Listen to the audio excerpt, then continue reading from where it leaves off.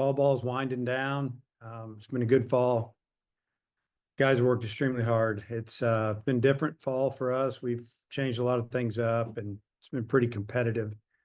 Looking forward to having an opportunity to play some innings against outside competition this weekend and kind of finish things up, wrap things up as far as team practice, and then we'll get into basically the segment where we're working on a lot of position things, infielders with infielders, and that type of stuff. So yeah, ready to go.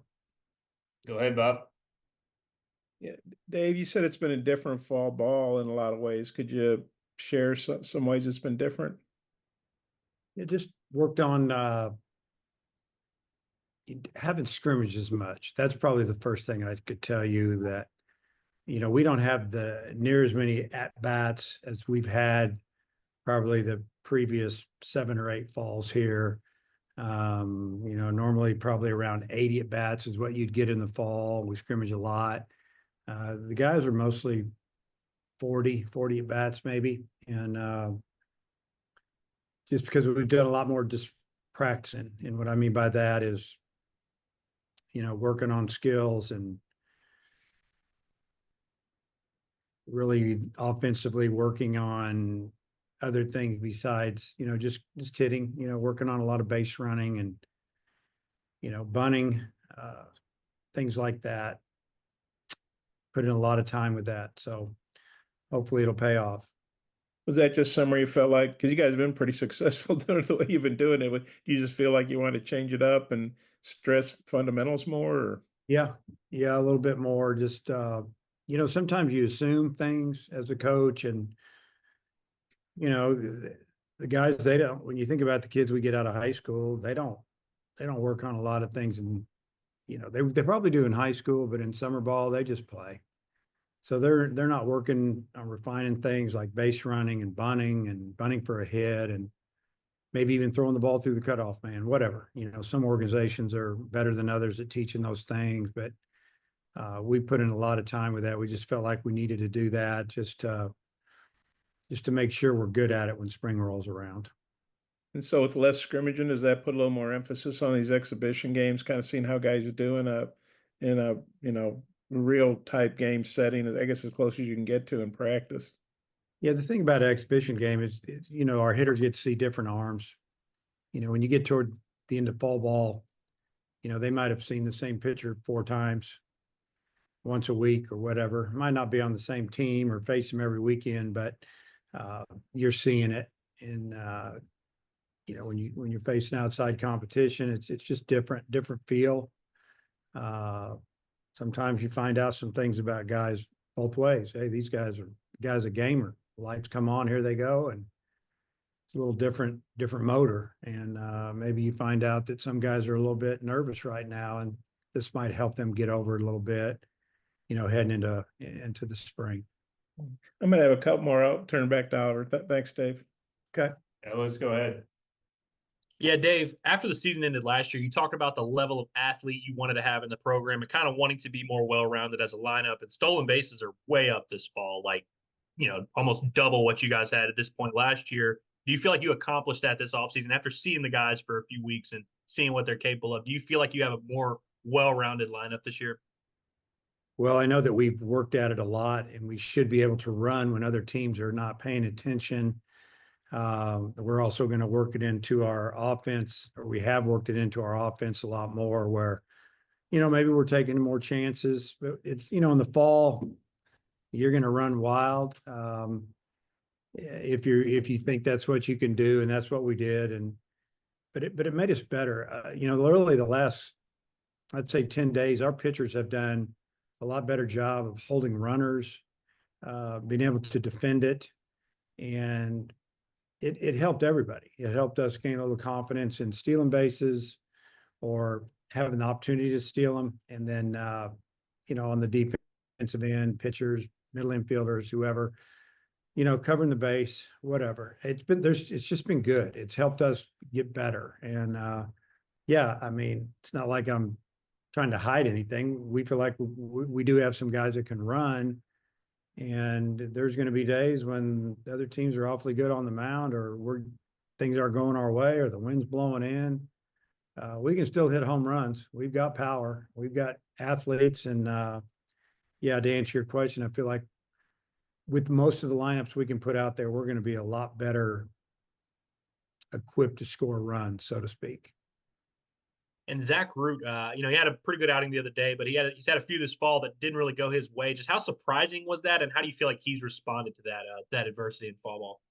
Yeah, I mean, he had one that didn't go well. We only threw him that one inning because his pitch count got up. But no, I feel like he's fine. His stuff's good. A lot of times these guys come in here, obviously, that have transferred in, and they're a little nervous. It's all new for them. Even though they have experience, they need to go through that a little bit. And I think you can credit our offense. I think our offense is pretty good. And they took advantage of some mistakes. And but his last outing, I think he really showed what he was all about. So I mean, as a coach, you're always concerned about everything. It's our job. But honestly, I'm not concerned about him. He's going to be fine. Kind of going off that, you got him and Landon, who I'm assuming came in hoping to be weekend starters, and then Gackle and Wood seem like guys that are pretty qualified for that spot. Just how have you seen that kind of battle, if you want to call it that, for those rotation spots play out, and just what have you seen from those four guys in particular? Yeah, I mean, you name four guys that have a chance to start. Gabe's solidified up there, one or two. He's pitched really well since he walked in the door a year and a half ago. I think Wood has made a big move, and his worst outing in the fall was his last one, and it still was pretty good. Two new guys.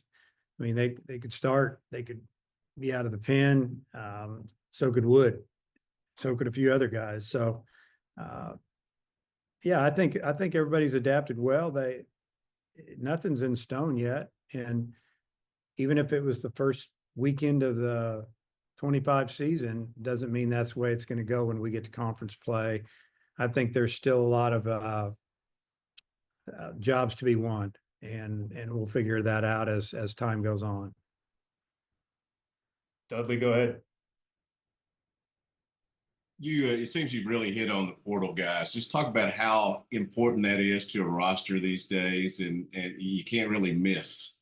Yeah, it's there's always going to be something happen, whether you get somebody that comes in that you didn't know about an injury, or whether it's a freshman a freshman right out of high school here, or maybe a transfer.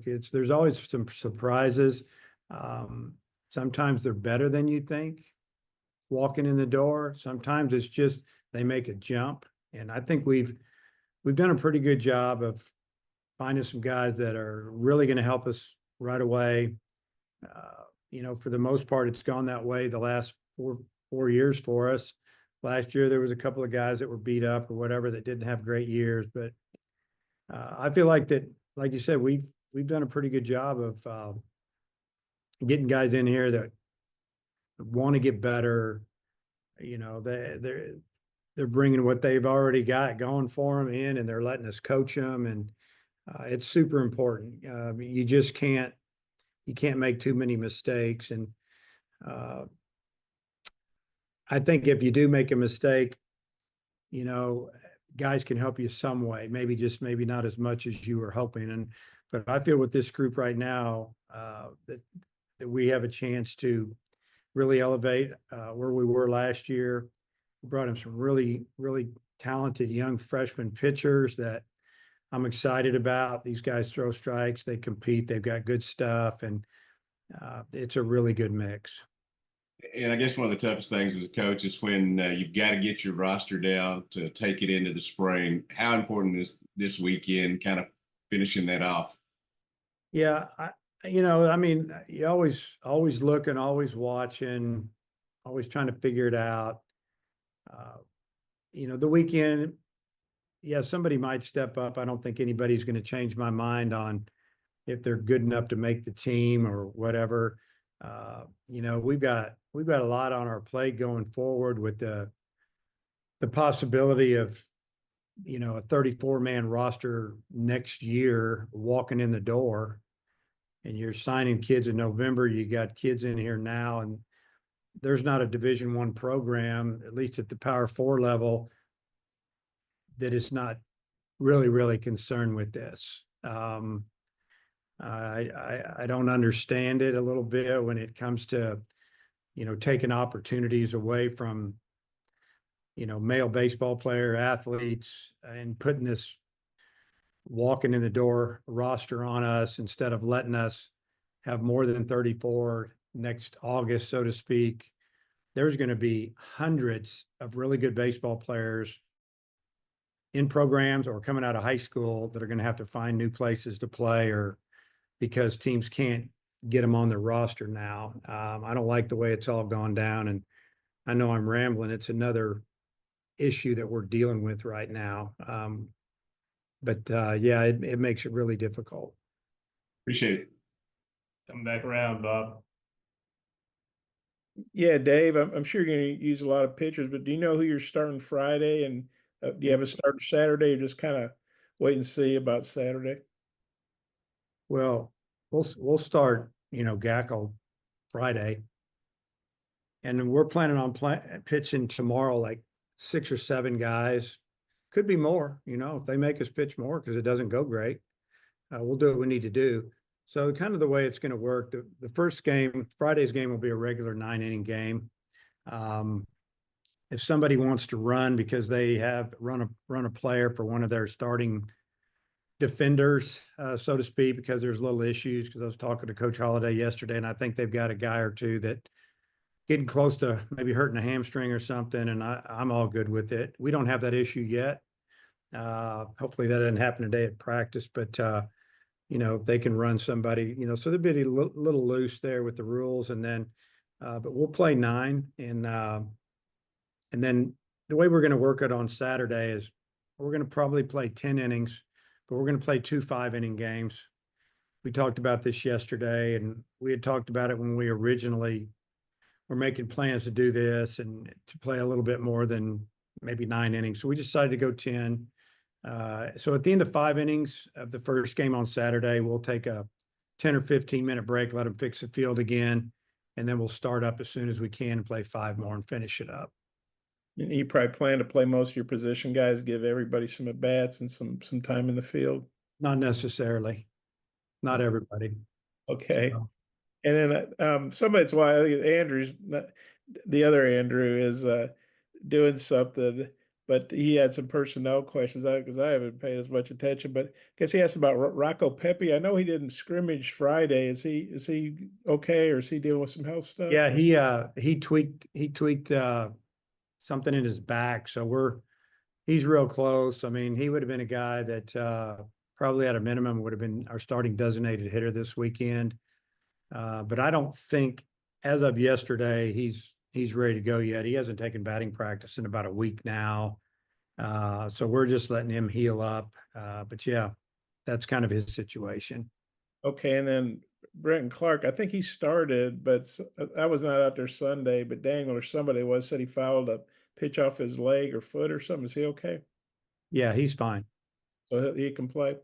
And Yeah. then Dietz, does he need surgery, or what's he doing? He already had surgery. Okay, well, okay. Yeah. So he hadn't He's done fine. it. Yeah, He's sorry. slowly getting there, and he's going to be a Okay. big part of our staff. Is he going to be okay for the spring? Yeah. Yeah. I Okay. mean, as of now, yeah. And I think the guy I was thinking of was Cooper Dossett. I was getting my D guys mixed up. Yeah. Cooper had surgery. Okay. He's done for the year. Okay, he's done for the year. And then I guess I forgot about this, but Jason Jones transferred over to Oklahoma State. I have no idea if he's playing over there doing anything, but have you kept track of him, or maybe you're going to see him this weekend? Well, I think some of the guys have obviously stay in touch with him. I think he's battling for that third base spot over there. I don't know if he's their starter, or I don't know his situation, but yeah, he's at Oklahoma State, and hopefully it goes well for him, his junior year. And then how did obviously there are a lot of good teams in the area, and you guys have played Oklahoma State before. Was there a particular reason why this worked out to play them, or did you reach out to other teams, or it just kind of was the best fit? Well, we were going to play in Omaha in an event, and they were supposed to be there with us. Both of our football teams have a bye weekend, and when it got canceled up there in Omaha, about right before school started, just talked with them, and we almost got Nebraska to come down here as well, but that kind of fell through. Those are the teams that were going to play up there. So Oklahoma State was close. They wanted to play, and kind of started out, we're going to play on Friday. Then we, thought about why not play again on Saturday, and they were all for it.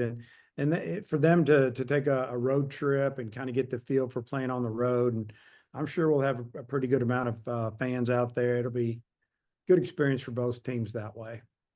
You said Friday night that lineup was pretty much, your starters right now, and obviously guys like Diggs is out, and he'll be a starter, I assume.